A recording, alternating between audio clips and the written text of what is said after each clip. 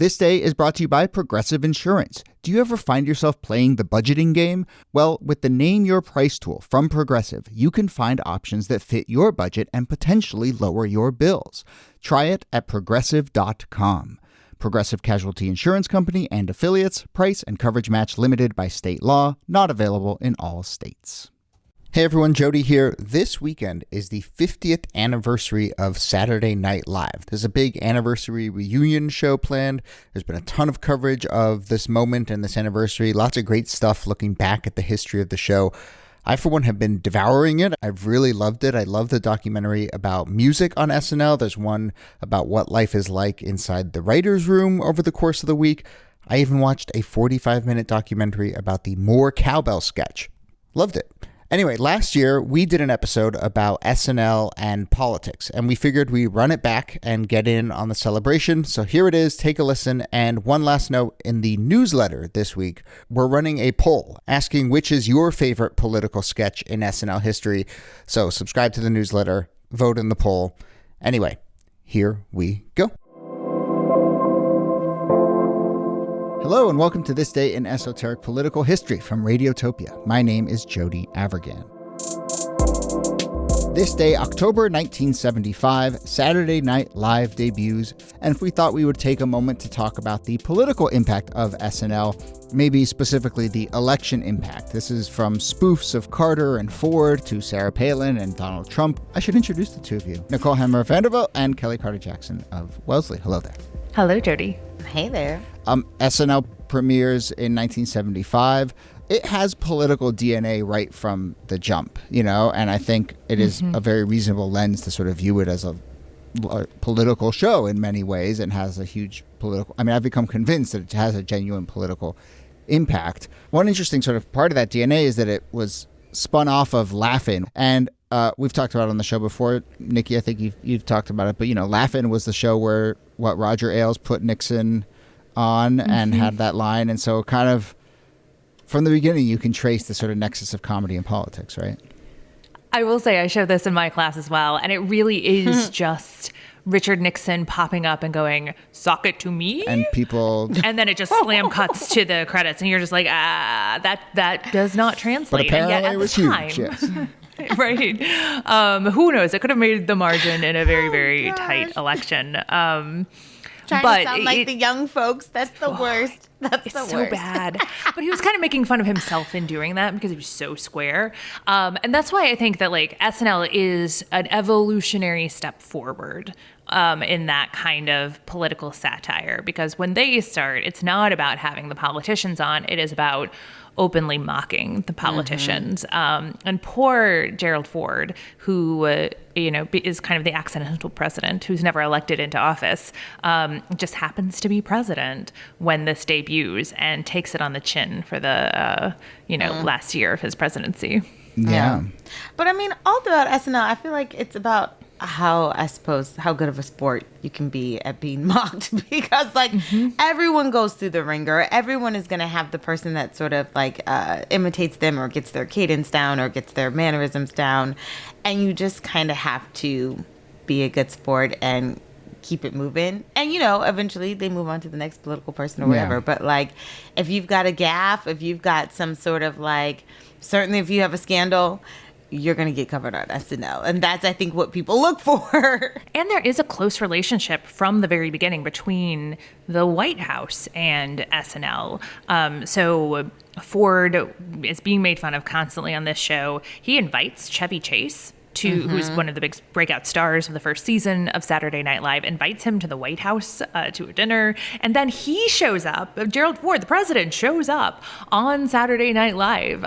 His press secretary is hosting, which is a really weird choice in 1976. And it cuts to a tape recording of Gerald Ford saying live from New York, "It's Saturday night," from the Oval Office. And that's from the very beginning, it's politicians kind of understanding what you were saying, Kellie, that you got to be in on the joke. Otherwise, you're just going to be a punching bag. Yeah. Yeah, but the joke in that case was, and this is one of the big through lines is the impression, how much is it sort of revealing something true that Americans feel about that president? or the politician, and how much is it just sort of divorced from reality. The Ford one, I mean, I gotta say, like, Chase's Ford, while funny on its own, really kind of doesn't like actually relate to Gerald Ford. And so Chase plays Ford as this like bumbling idiot. That's where the famous kind of can't walk and chew gum at the same time thing comes from. I will say, like, obviously this is before I was born, but like whatever impression I had of Gerald Ford as like a young person probably came from this idea. And Gerald Ford was like very competent, all-American athlete at Michigan, right? And so, well, one, for him to sort of have the grace to embrace it, or even the political savvy, I guess, as you put it, Kelly, to embrace it is one thing. But I mean, you know, this feels like Chase wants to find a way to be a bumbling idiot because that's kind of one of the things he's good at. And he sort of just imposes it upon Ford. But I also think this is before SNL has really perfected its craft of mockery and the presidency and political officials. Because as SNL evolves and grows, those impressions and those imitations of presidents become so much more spot on and so much more almost uncanny in the way that they look. And there's like an insight in them. Yeah. Yes. That it's not just, I'm going to make fun of you. You're, I think you're dumb, whatever. It's more like, how can I take your mannerisms? How can I take your speeches? How can I take the way you wear your clothes or interact with people and sort of spin it on its head for laughs? And sometimes it has like a deep and kind of lasting message. So Phil Hartman, the late great Phil Hartman, would play Ronald Reagan. And the way that he played Reagan was as this kind of genial, out of touch idiot. And then every time that, the audience, the people would leave the room, he would suddenly be this like mastermind behind the scenes. And that really was kind of an image that is cultivated of Reagan over the course of his presidency that, you know, when Iran-Contra rolls around and they're quick to try to push back on. But that, I think that was a kind of lasting idea that, you know, that it was a front, this sort of bumbling old guy image, that behind the scenes he really was sharp as a tack and was using that image of himself as a genial old grandpa for political effect. I think I count that as the first great, insightful, incisive political skit in SNL history. You know, the previous ones were kind of a little bumbling and hacky or whatever, fun to watch, but this one felt like really kind of stepping up to a new level. In part because, you know, it's hard to tell who's getting made fun of, right? When Phil Hartman plays Ronald Reagan as this bumbling idiot who then is also secretly a mastermind, it plays into all these concerns that Reagan critics had about his mental acuity, but also these concerns about what the Reagan administration was doing behind the scenes around the world, meddling around the world. There's also a way in which you can see it as favorable to Reagan as saying, like, yeah, he's actually secretly, you know, a genius. It's just like, it's complicated and it's layered. It's insightful. It's sort of true to an actual thing that is inside of this person. So it just feels like much more sophisticated and funny as a result than I think the sort of previous generations of political impressions. I also feel like in later iterations of SNL, I mean, I guess the Ford imagery was pretty lasting. Yeah. But when you get into the 2000s with George W. Bush and with Sarah Palin, I just feel like those satires or caricatures become as fixed in the public memory as the actual people themselves. Like there's confusion. People confuse the two when they remember George W. Bush or they remember Sarah Palin, because it's like Will Ferrell is the one who says strategery. But then it becomes this. People think. People think that Bush did. The same thing with Tina Fey and I Can See Russia from My House. Right. Like when Palin were like, people were like, Palin said that. She said that. And it's like, there's a lot of confusion. But there was something really interesting about that, too, because the Tina Fey performance, there was one where she simply read what Tina Fey had said and repeated it back verbatim. What Sarah Palin had said, Yeah. And I think that's one of the moments where you can begin to see the form starting to break down, that politicians are saying things so outlandish and mockable themselves that you can't top it. That the best Tina Fey can do is just repeat what Sarah Palin has said. And you've seen that with Donald Trump too. And I wonder if there is a kind of diminishing returns on satire when politics itself gets so absurd. I want to tell you about a new show from Radiotopia Presents that we're really excited about. It's called Red for Revolution, a 6-part audio drama about Black women, queer love, and liberation.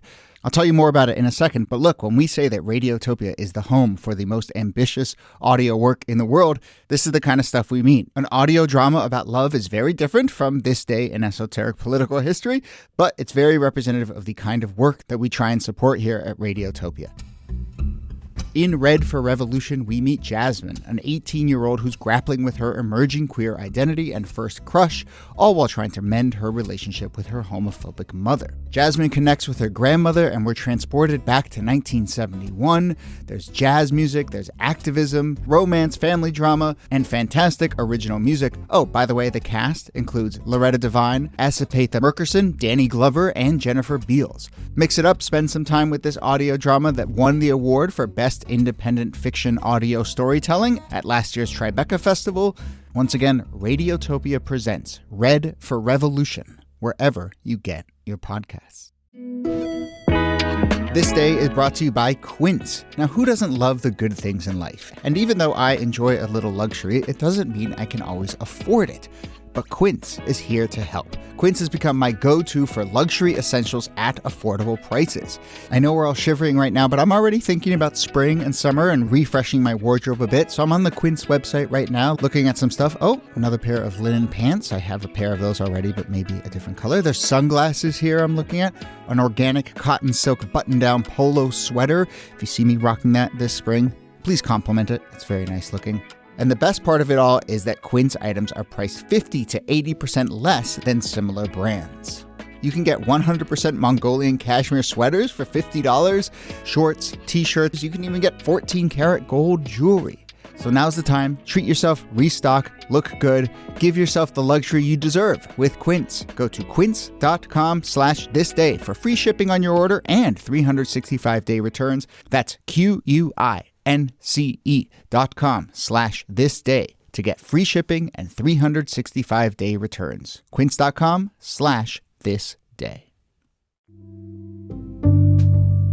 For me, it's not always just the impressions. It's always like, it's the makeuping too. It's the mannerism. It's the costuming. It's like, oh snap! Like, I mean, if you were to look at Tina Fey, part of the laughter was like, why do they look like sisters? Like, they look exactly alike. Like, you know, that the way someone comes together, I think on SNL to be convincing, is also part of the magic. Yeah. Well, I agree that something shifted between Farrell's Bush, which felt like it was sort of reading the person, finding something that was sort of at the essence of them, and then just dialing it up to 11 and kind of really playing that up. And then with the Palin thing, as you were both saying, it introduces this question of kind of like, can you mock something that is already so absurd to begin with?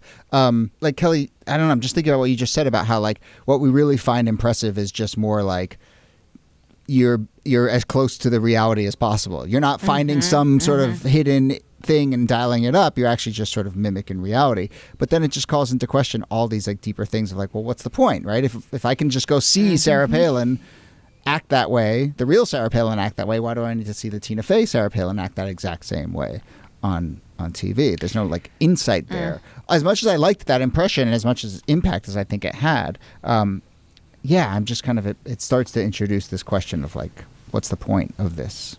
What are we doing? Yeah, I wonder if at least part of it, because I was also thinking, this isn't SNL, but remember during the pandemic, the comedian Sarah Cooper would just lip sync Trump speeches, and it got an enormous following. And I wonder if it's about like creating a space that is separate from the danger represented by someone like Trump, where you can laugh without it being quite so close to home. But that's my best guess. I don't really know. Yeah. But it does show that there's a real limit to the space for satire in this particular political climate. And Because there's levity. I mean, I think we all try to find levity in heavy things, certainly politics. But then there are certain circumstances where like, no, but lives really are at stake. No, but this is really life and death. This is actually not funny, you know, and especially when you think about like jokes about the war in Iraq and things of that nature. It's like, you know, this is actually kind of quite serious, and I don't know how. I don't really want to trivialize it, you know. I get the idea of trying to find levity, but there is a balance. And I would go even further beyond levity, and I would say that at the heart of, I think, a lot of effective satire is a sort of like affection for your subject. You know, you have to kind of empathize with them to really understand them. You kind of have to show a spirit of like communing with them in a way. And so even if you are, you know, on the surface sort of making fun of them, quote unquote, like I do think like Will Ferrell kind of saw a little like, he's just a bro who's kind of in over his head. And I feel a little empathy on that. And that led him to do. And so when you get to your point, Kellie, like these moments where the empathy is just stripped from a lot of our politics for, you know, good and sort of broken reasons. And I think that has kind of been really highlighted by the way that like comedians talk about this all the time, how they struggle to just make jokes about Trump. Because it's like, on the one hand, you know, like Alec Baldwin, I don't think did a good Trump because it was clear that the guy hates the guy, right? And you can't bring a sort of level of understanding that you need to inhabit someone to spoof them effectively. And then other comedians have tried to do the Trump thing where they basically just repeat his words. And I think that is sometimes effective. And I think SNL recently has kind of had some sketches like that. I think the person who's currently playing Trump is actually pretty good because he does actually kind of capture the soul of Trump a little and then just dial it way up, even though it's impossible to dial Trump way up. But, you know, he does kind of, you know, he does the like crazy riffs and the weave and all that stuff that Trump talks about. And he kind of plays it up. And I think it's relatively effective. But yeah, it has just completely scrambled, I think, a lot of what's at the heart of effective satire and comedy. So I don't really know where we go from here.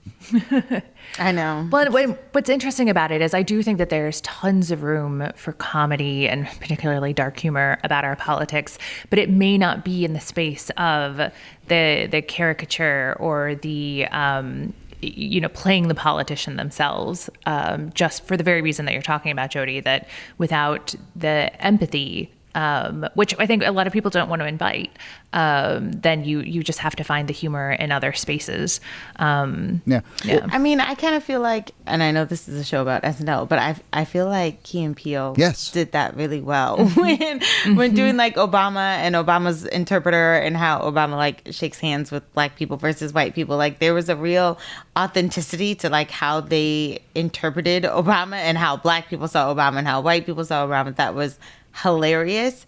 But that's not SNL. But that is, I'm so glad you brought that up because I once heard a comedian talk about kind of like how they think about making jokes about really tricky subjects. I think they were actually talking about kind of like sexual violence in this. And they were like, I would never make a joke where the punchline is sexual violence, but you can make jokes that are about the culture around these difficult issues. And I found that so incisive that like, you know, don't make a joke about racism, don't make a joke about race, make a joke about racism, right? You make a joke about the sort of way that we handle these things as a culture. And I think the Key and Peele thing, like, those jokes were as much about how black people and white people saw Obama and the sort of people's relationship with this person than the person himself. And I think the most effective modern SNL sketch about the Trump era is that sketch where it's showing election night and it's a bunch of sort of like Brooklyn white liberals watching in horror in 2016,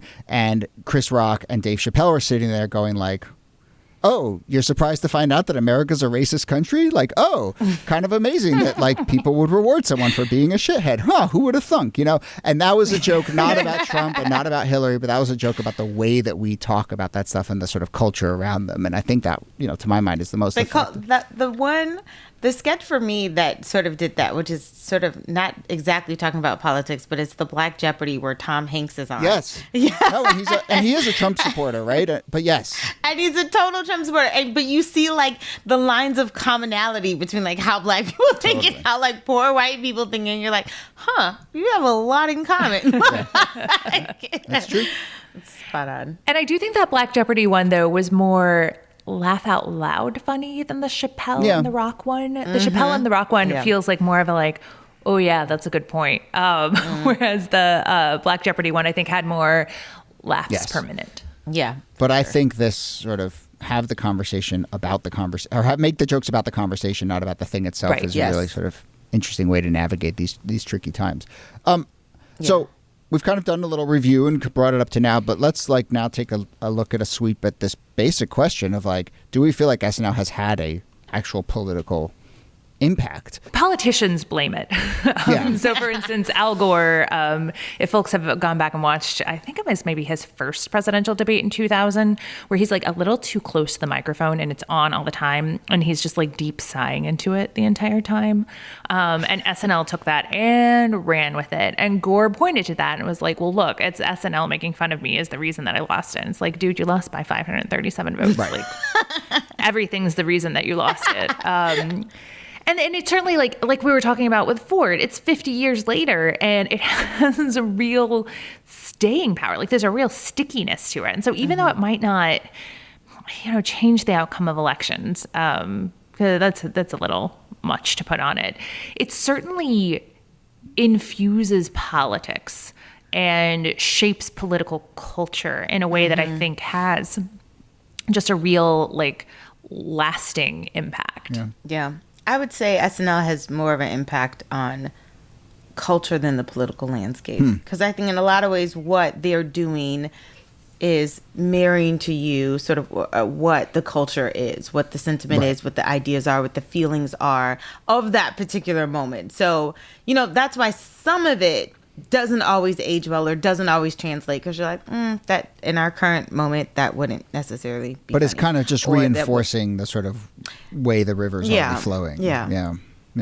I'll buy that. I also do think part of it is clearly like the sort of information saturation of modern politics that like, there probably was a time, and actually not that long ago, maybe even in the 90s, where like if you were forming an impression of George W. Bush or Bill Clinton, SNL would be one of like 5 things you saw that informed it. And now, if you want to kind of get a sense of, what's the cut of this Trump guy's jib? Like you have 10,000 ways to do that that are inundating you. It's not like SNL. So SNL's just a smaller piece of the pie in terms of the kind of ways that people are engaging and sort of learning about these candidates. So that's certainly part of it. All right. Well, I hope that no matter what happens this year, they won't do the Hillary Clinton singing Hallelujah thing. That was about as low as it got and about as bad as it got. And I still kind of cringe, and it's been a I years. wanted SNL. I think the smartest thing SNL could have done was to not do that one, but I think the smartest thing SNL could have done was then to next week actually make fun of that, and that would have been a joke about the culture and a joke about kind of how broken SNL has become. But yeah, that was not great. That brings us to the end of our SNL special. Thanks everyone for listening, and Nicole Hemmer, thanks to you as always. Thank you, Jody. And Kellie Carter-Jackson, thanks to you. My pleasure. The board is yours, Shanice. Let's go with they out there saying for 200. Okay, the answer, they out here saying the new iPhone wants your thumbprint for your protection. Oh, okay then, done. Well, what is, I don't think so. That's how they get you. Yes! Yes!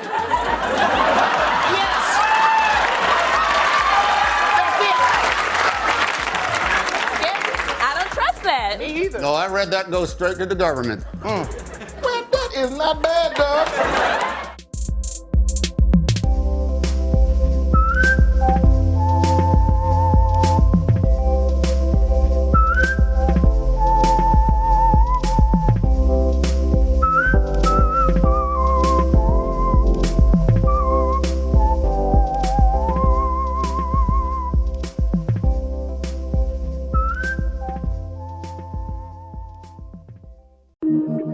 Radiotopia. From